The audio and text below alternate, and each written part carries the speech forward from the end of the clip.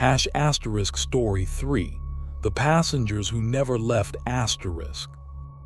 I never wanted to be a bus driver. That's the first thing you should know about me. I was working on my master's degree in marine biology when my funding got cut. My student loans came due, and suddenly I needed a job that paid better than the campus bookstore. The transit authority was hearing, the training was free, and the overnight routes paid a differential that made the terrible hours almost worth it. Almost. My route was the 27 Night Owl, running from downtown through the warehouse district and out to the airport, then looping back. Midnight to 6 a.m., 5 nights a week. Most nights I'd have maybe a dozen passengers total. Late shift workers, insomniacs, the occasional drunk who'd missed the last regular bus. It was lonely work, but it was steady, and I told myself it was temporary, just until I figured out my next move. I'd been driving the route for 3 months when I first noticed something was wrong. It was a Tuesday in October, the kind of cold, drizzly night that makes everything look like it's been dipped in oil. I was about 40 minutes into my shift, approaching the Millbrook Street stop in the warehouse district. This was usually a dead zone, nothing but empty loading docks and chain-link fences. No reason for anyone to be out here at this hour. But there was someone at the stop. A woman standing under the flickering streetlight, her posture rigid and still. She wore a long coat and had dark hair pulled back from her face. As I pulled up, she didn't move, didn't wave or step forward like most passengers do. Just stood there, watching the bus approach with an intensity that made the hair on my neck stand up. I opened the doors. "Evening," I said, friendly but not too friendly. You learn that balance quickly on the overnight shift. She stepped onto the bus without responding. Her movements were smooth, almost gliding. She tapped a card on the reader, it beeped acceptance, and moved down the aisle to a seat in the middle of the bus. She sat down facing forward, hands folded in her lap, and stared straight ahead. I checked my mirror. The bus was otherwise empty, just me and the silent woman in the long coat. "Next stop, Warehouse Plaza," I announced out of habit, even though she hadn't pulled the cord and probably wasn't getting off there anyway. The bus rolled forward into the rainy night. I kept checking my mirror, stealing glances at my passenger. She hadn't moved at all. Didn't look out the window, didn't check her phone, didn't do any of the normal things people do on buses.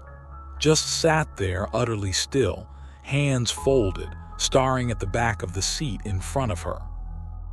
3 stops later at the Port Street terminal, she got off.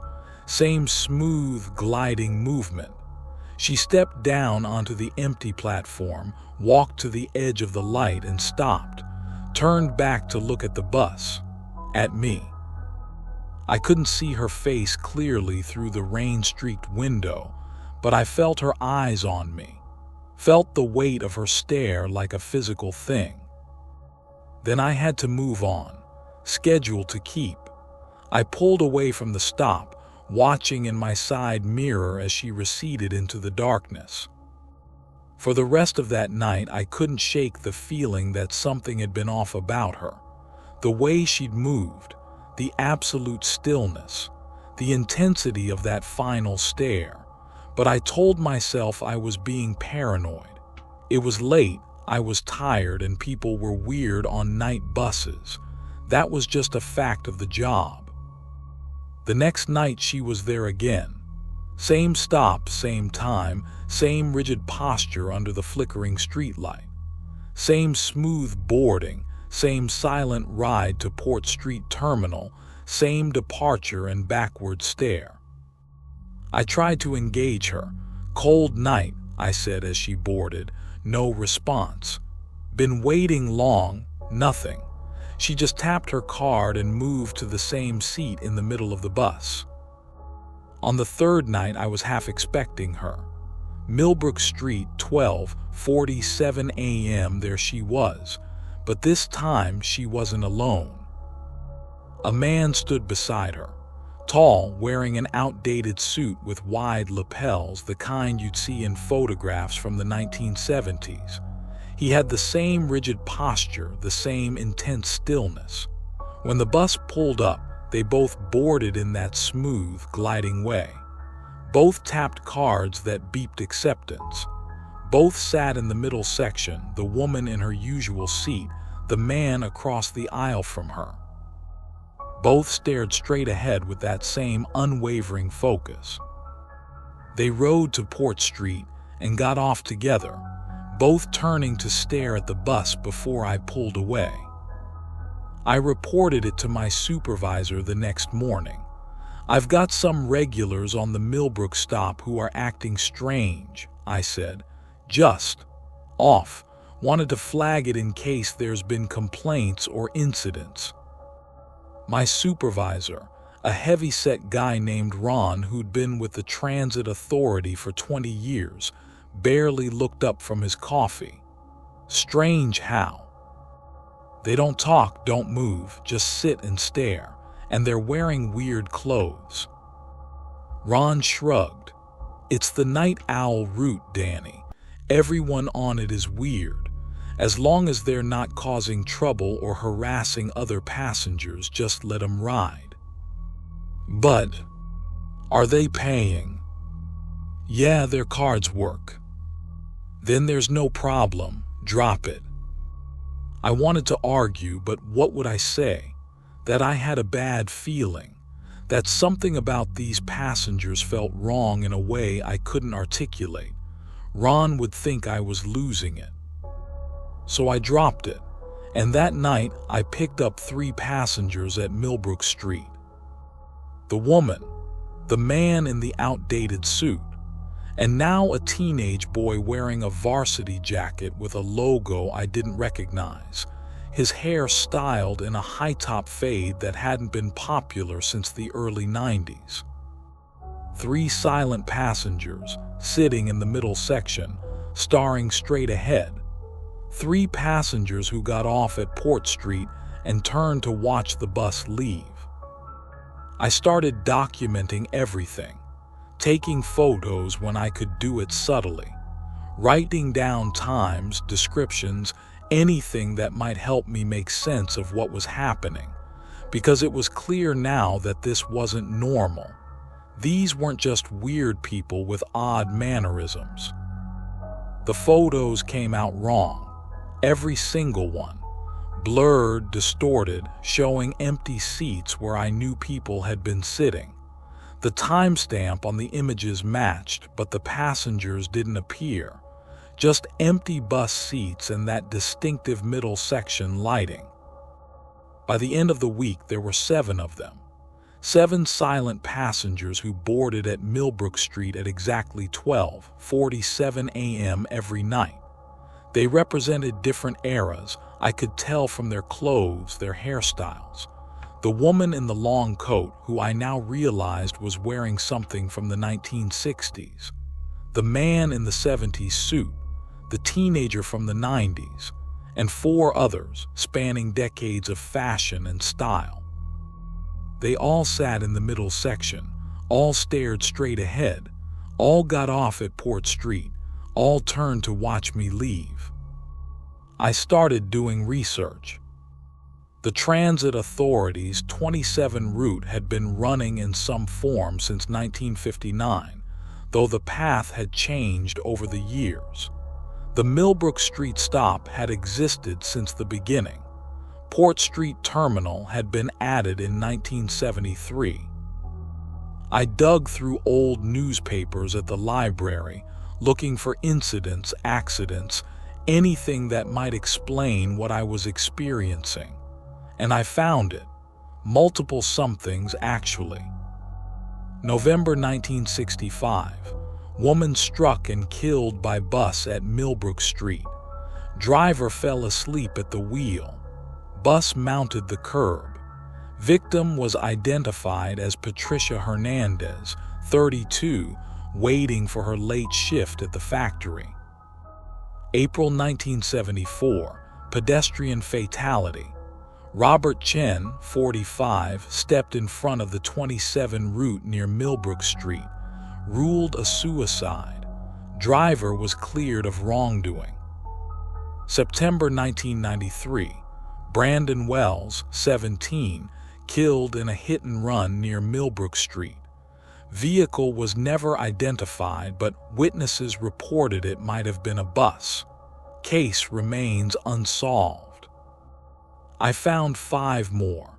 7 deaths total, spanning from 1965 to 2008, all near Millbrook Street, all involving the 27 route in some way, and the descriptions of the victims matched my passengers exactly.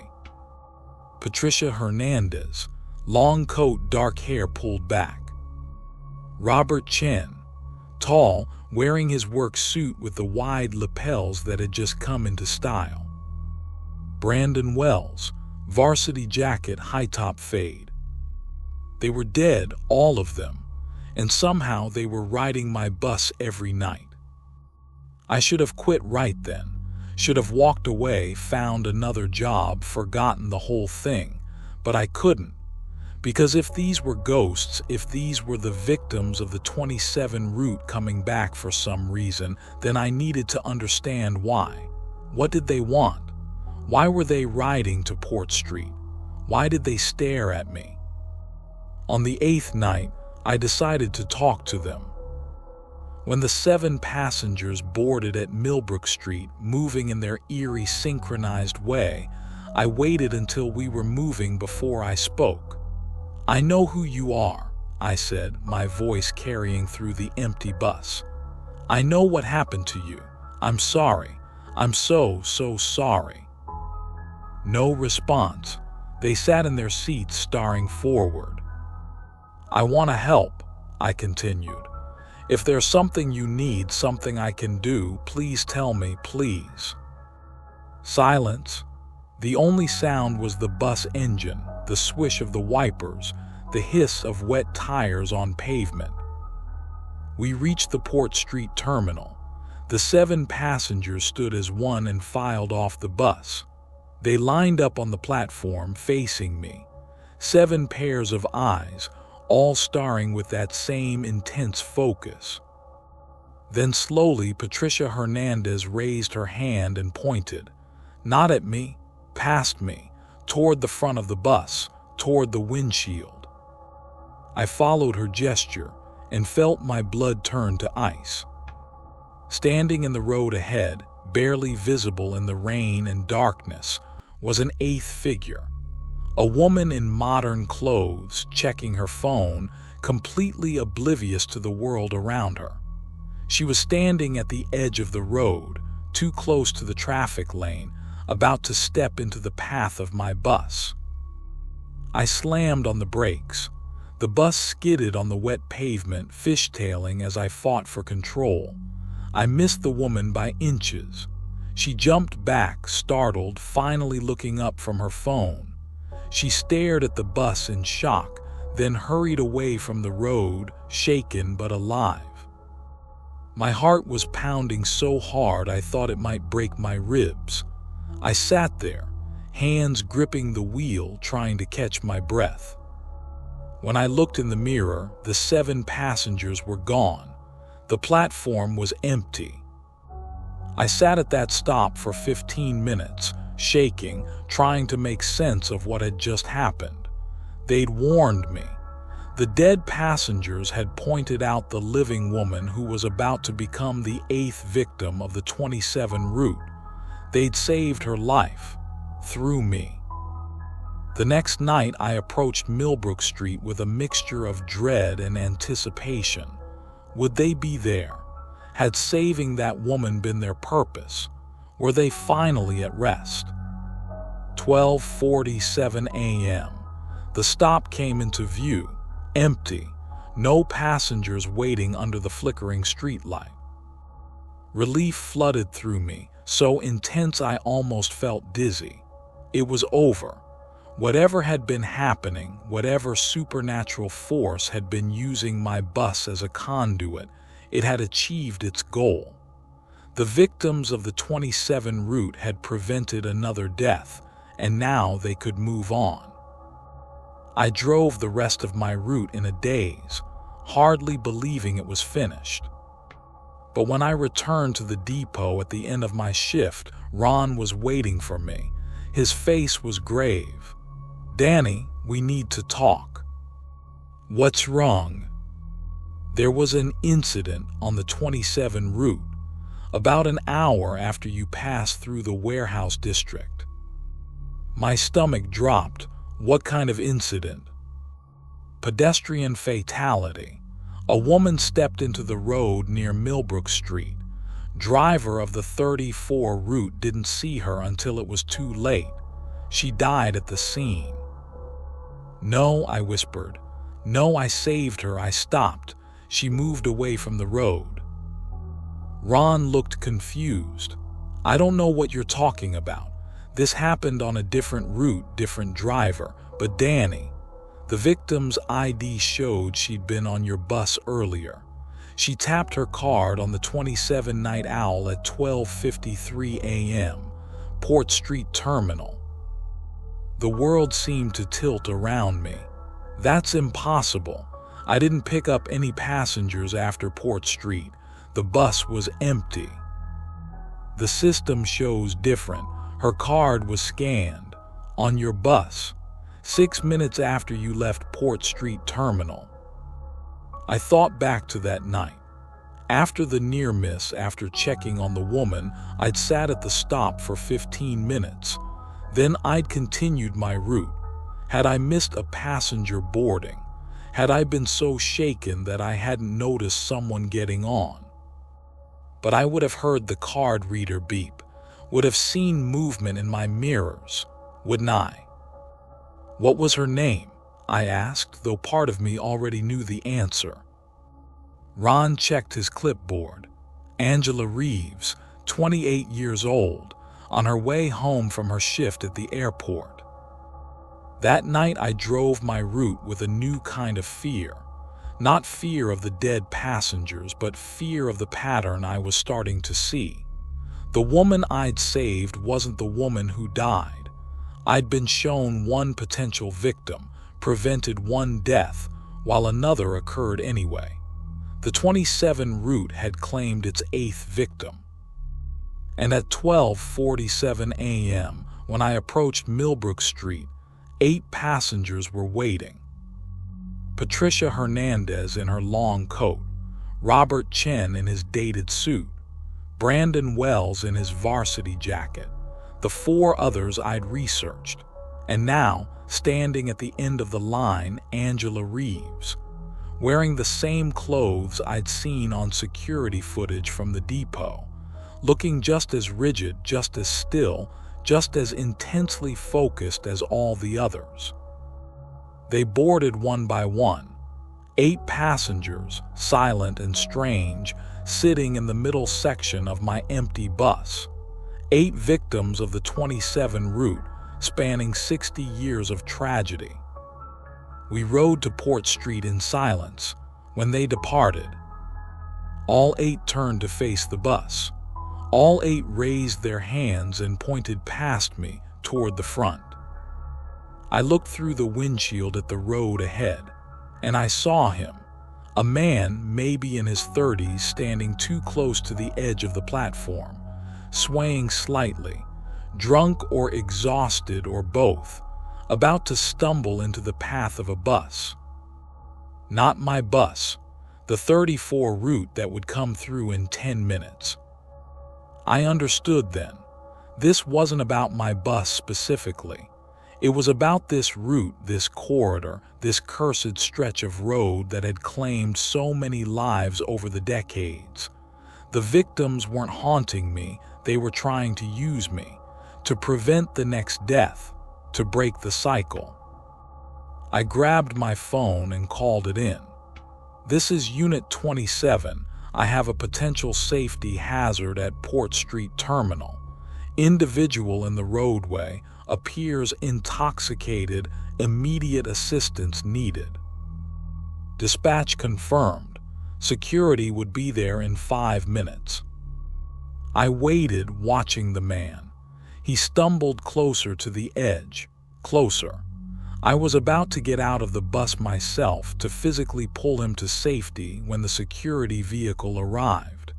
They helped the man to a bench, called him a cab, made sure he was safe. Crisis averted, death prevented, the pattern broken, at least for tonight. When I checked my mirror, the 8 passengers were gone. The bus was empty again. But I knew they'd be back tomorrow, at Millbrook Street, at 12:47 a.m., because the route would claim another victim eventually. Maybe in a week, maybe in a year, maybe in a decade, but it would happen. That was the pattern, that was the curse.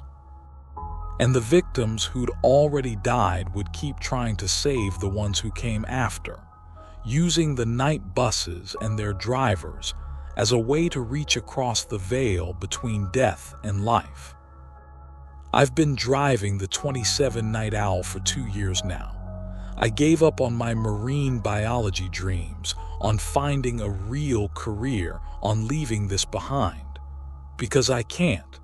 How can I quit when I know what happens if I do? When I know that the next driver might not listen, might not watch, might not believe? The passenger count changes. Some nights it's 8. Some nights it's 9 or 10. Last week it was 12. Each new addition to the silent group represents another failure, another death the previous warnings couldn't prevent. They show me who needs saving. They point out the living people who are about to join their ranks, and I do everything I can to intervene. Sometimes I succeed, sometimes I fail. The route keeps claiming victims, and the victims keep riding my bus, trying to save the next one in line. I've stopped trying to take photos, stopped trying to prove what's happening to skeptical supervisors, stopped trying to make sense of it in any logical way. I just drive. I watch. I wait for 12:47 a.m. every night. And when the passengers who never left board my bus, I pay attention to where they point. Because somewhere out there in the rainy darkness, someone is about to make the same fatal mistake that all of them did, about to become the next victim of the cursed 27 route, about to join the growing crowd of silent passengers who ride the Night Owl from Millbrook Street to Port Street, trying desperately to prevent a cycle they couldn't escape themselves. The worst part isn't seeing the dead, isn't knowing that supernatural forces are real, that ghosts exist, that some victims never truly leave the place where they died.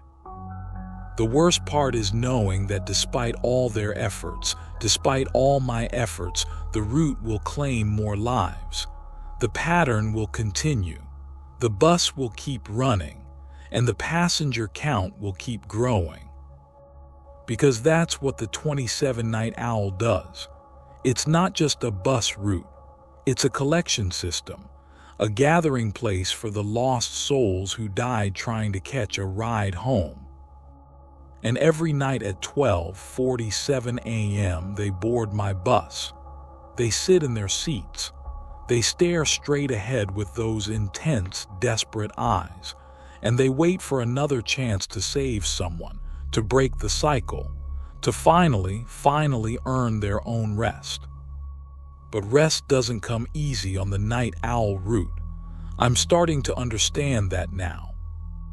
Because last week, I saw something that chilled me even more than the growing passenger count.